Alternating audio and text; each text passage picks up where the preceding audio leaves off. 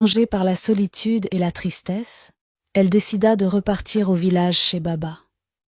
Même si elle se faisait maltraiter par la mère de Emeka, elle avait au moins Baba qui était d'un grand soutien pour elle.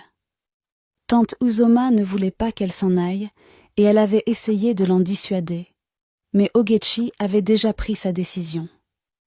Tante Uzoma lui remit un peu d'argent pour lui permettre de prendre un taxi. Très tôt le lendemain, Ogechi se rendit au parc avec son enfant pour prendre un taxi. Pendant le trajet, alors qu'il traversait une zone forestière entre les deux villages, la voiture s'est faite attaquer par des voleurs.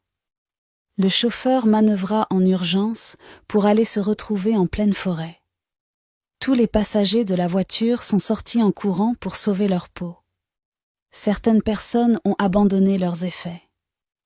Ogechi prit sa fille dans ses bras et courut aussi vite qu'elle pouvait, s'enfonçant davantage dans la profondeur de la forêt. Elle finit par s'arrêter en plein milieu de la forêt, l'air paniqué alors que l'enfant commençait à pleurer dans ses bras. Soudain, elle entendit une voix derrière elle. « Qui est là ?»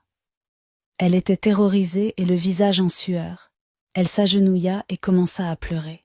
« S'il vous plaît, ne me faites pas de mal. » Soudain, un monsieur plus ou moins âgé sortit des buissons et s'avança vers elle. « Levez-vous, jeune fille. Je ne vous veux aucun mal. Je suis juste venue ici pour chercher des herbes médicinales. Mais que faites-vous seule au milieu de la forêt avec un enfant ?»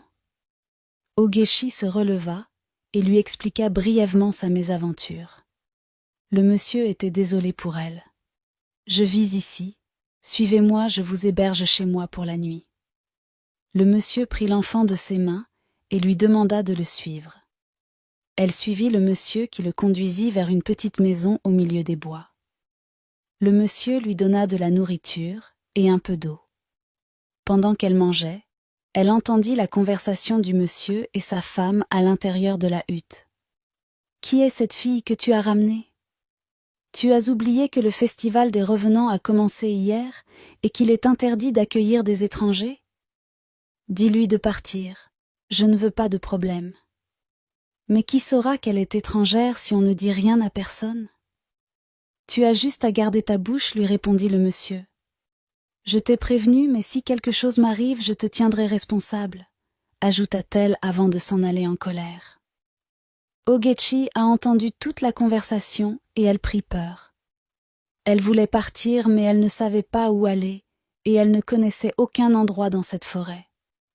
Quelques heures après, l'enfant du monsieur courut vers lui en criant « Papa! Papa! Les revenants arrivent, je les ai vus se diriger vers notre maison. Allez tous vous cacher dans la chambre, ordonna le monsieur à sa femme et ses enfants. Ogechi les suivit, et toute la famille se cacha dans la chambre, l'air terrifié. Ogechi se mit à prier intérieurement, espérant que sa petite fille ne se réveille pas. Quelques minutes plus tard, les revenants firent leur apparition. « Bonsoir, monsieur. Nous avons appris que vous hébergez une étrangère chez vous. »« Quoi ? » ?»« Non, c'est faux, répondit rapidement le monsieur. « Je n'héberge aucun étranger chez moi. » Soudain, sa femme sortit de la chambre en pleurs, l'air terrifié. « C'est vrai. Vous avez raison, mais s'il vous plaît, ne nous faites pas de mal. Mon mari a ramené une jeune fille ce matin. J'ai essayé de l'en dissuader, mais il n'a pas voulu m'écouter. Vous avez enfreint les règles et amené une étrangère chez vous alors que vous saviez que c'était interdit ? Que l'étrangère sorte immédiatement. Elle sera sacrifiée pour les dieux de notre terre, et quant à vous, monsieur, vous serez aussi sacrifié pour purifier les lieux.